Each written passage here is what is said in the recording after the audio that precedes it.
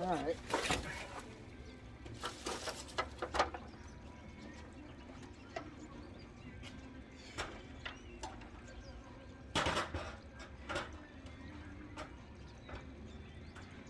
I ended up grinding everything from the inside. And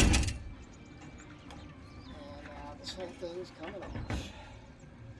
You want to buy a factory roof rack for an Astro van?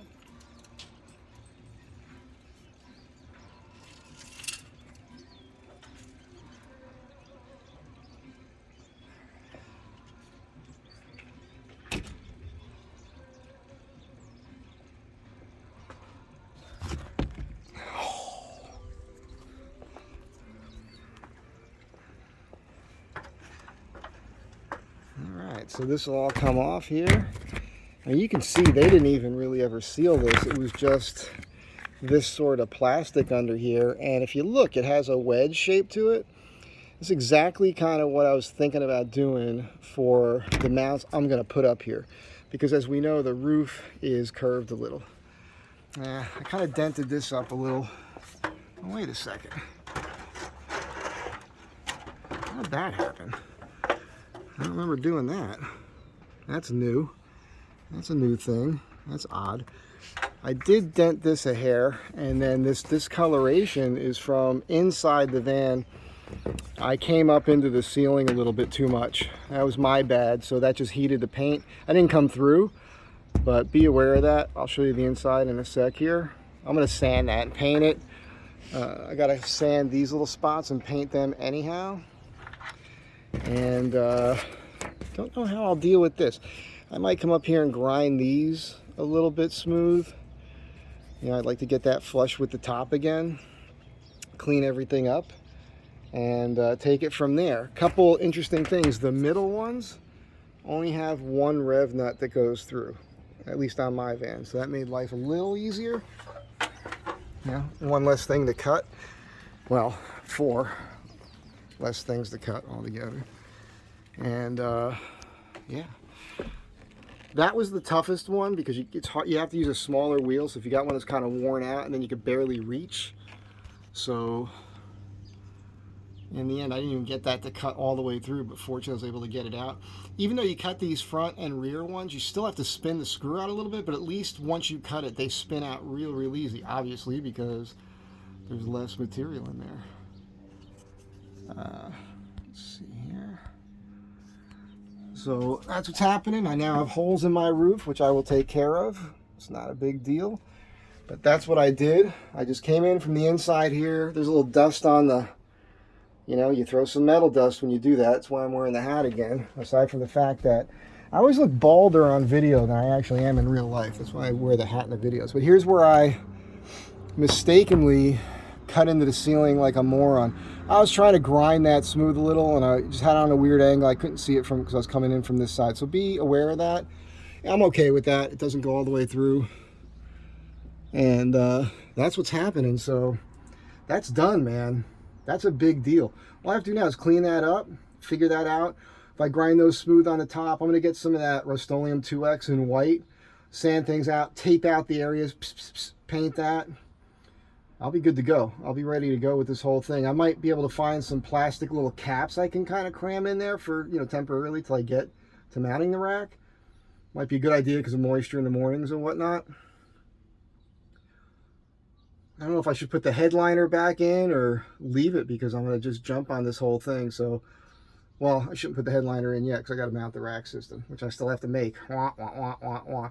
But listen, on the roof, right, on the rack, I know it's not going to be 90 degrees. Everything's not going to be 90 degrees because of the curvature of the roof.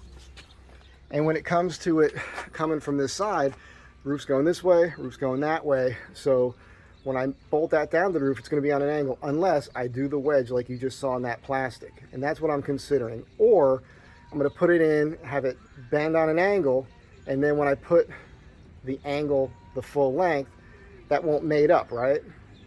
But between those pieces, I can make a wedge of like a hard rubber or plastic or something like that. I'm sure I'll find something for that I can shape that way. That's kind of been always the idea. And on top of the aluminum bar between that and the 1.5-inch tube that goes this way, I was going to put something there as well. You know, it's never great to have steel and aluminum touching, but people say it corrodes. You know how long it takes for that to happen? To the point where something fails? A very long time. If you paint both of those surfaces, you've already insulated them, so I think you're fine with that, especially just bolting things together anyhow.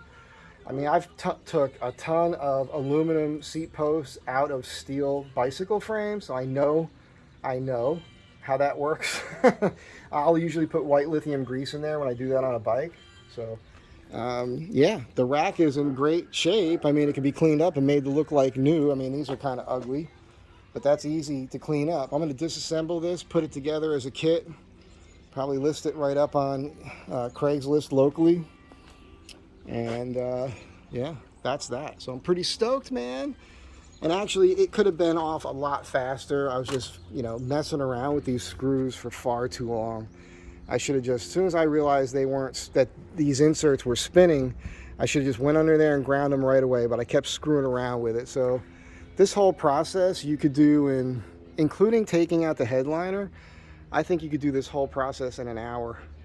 Headliner removed, rack gone. If you just jump in and grind those things off, bop, bop, bop, bop, and you're done. So, like I said, next step, clean things up and spot paint where I need to, and then get to working on the roof rack parts. You know, I'm pretty stoked about it. I keep getting asked about a fan. I don't think a van this size needs a giant max air fan. I think one of those little 3-inch things will work. But when I put my cross members on here, I will avoid as best I can that space.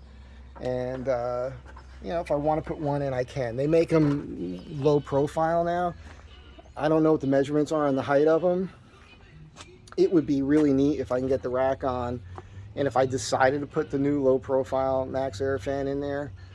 Max Air is better than the Fantastic fan, I believe. But if I can get the low profile one and it doesn't protrude above the decking, that would be bitching. I could slide things over, it wouldn't hurt anything.